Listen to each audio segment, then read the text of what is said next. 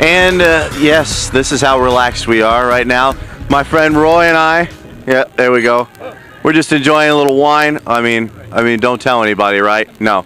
We're just enjoying. This is the kind of spread that people have got going out here. Cheese, meats, artichokes, crackers, and of course, little health food as well, little spread. This is the kind of thing that you can do out here. Make yourself a picnic, or you can grab some food out. This is an excellent time. How long have you guys been coming out here? Oh, about 3 years now. Well, this is just a perfect, is this weather not perfect right now? Absolutely gorgeous. You can't beat it.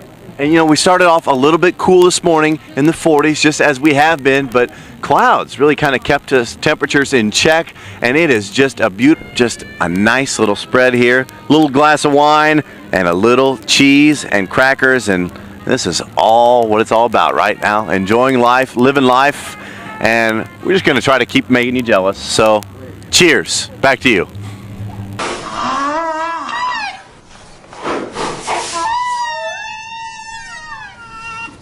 Yeah, who would have thunk it, right? They sound like humpback whales.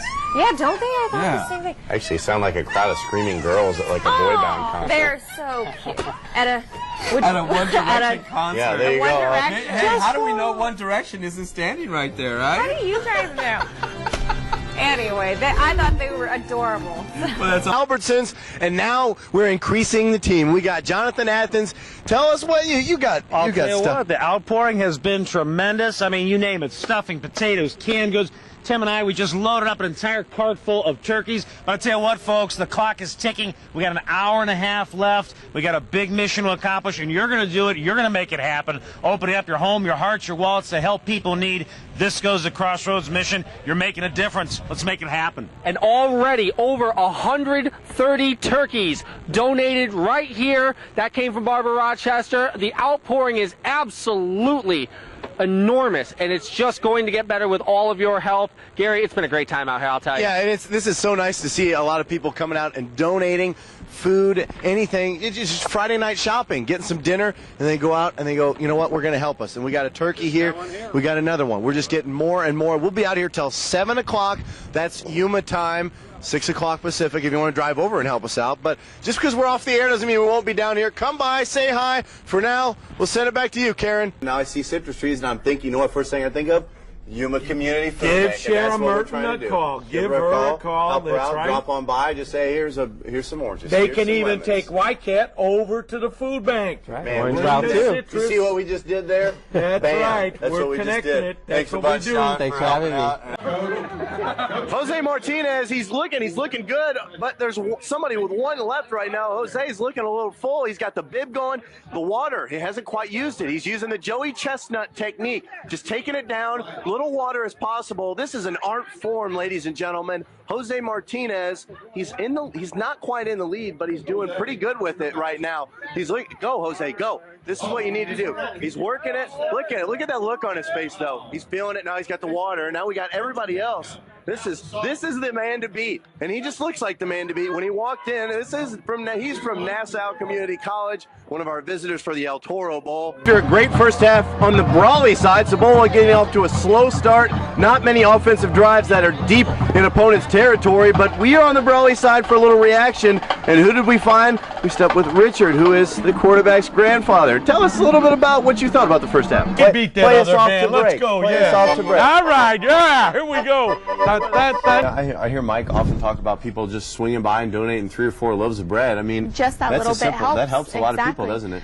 I'm joined this afternoon by author Helen Oldenwald. How are you this afternoon? I'm doing great, Gary. And it's good to see you. And Helen and I met on the golf course. Fun story. We played randomly together, and great golfer, by the way, but had no idea of her great, fantastic story, or that she was an author, and her book, I See You and Me, has a very interesting story. Tell us a little bit about this story, first off. Well, the story started off with in 1998, well, in 1971, I found out I had a younger sister, and she was 2 years younger than me, and she was adopted out at 3 days old. Wow. And I did not get to know her, meet her, who she was, where she was, until I was 45, she was 43. And by the grace of God, I started doing the memoirs of everything, every contact that we had, and everything is in the book about how the sisters came bonded together. So you met your sister after not knowing that she was even existed, right? Even if she was alive, did not know. Even if she was alive, had no idea that you had a sister. And where was this at? I mean, you've been a lot of different places in your life. Where did this all start at? It started off in Bentonville, Arkansas.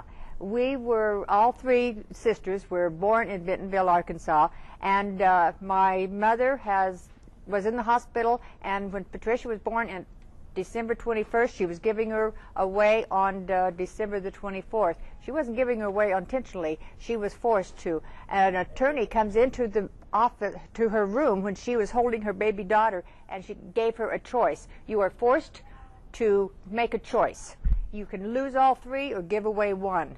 Wow. And my mom had cried for 43 years because she gave away one instead of losing three. Wow. And we see the picture on the back. That is you with your sisters. And we would show that because that is pretty amazing. You are all grown up, and that's just part of the book. As I've read parts of the book, it's just a fantastic story because I've gotten to know you and read the story, and it's really amazing how you can just, people have stories like this. It is. And yours is absolutely fantastic. Thank you. And I'm looking forward to... It's basically, it's two worlds, three sisters, and one journey back together again as family. And by the grace of God, we have been bonded as sisters as if we grew up together. Yeah. Well, absolutely. And this is a story of honor among motherhood and an honor among the adoption world.